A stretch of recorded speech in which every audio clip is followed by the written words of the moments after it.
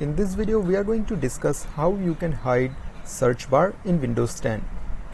It's very easy and simple method and it's not gonna take much time, but still often we find this hard on how to turn this off.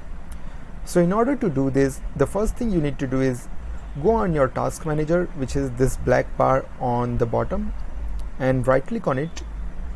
Once you right click, you will find an option called search, and when you hover over search, you will see three different options. One is hidden, the other is show search icon, and the last is show search bar. So in order to remove the icon and the search bar, you'll need to click hidden, and you can see both icon and the search bar has been removed.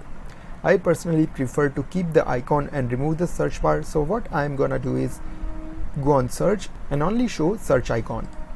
So now you can see a search icon has been shown and it works the exact same way a search bar works. You can click on it and type anything, whatever you want. So I hope guys you have found this video helpful. If yes, do give thumbs up and subscribe for more updates.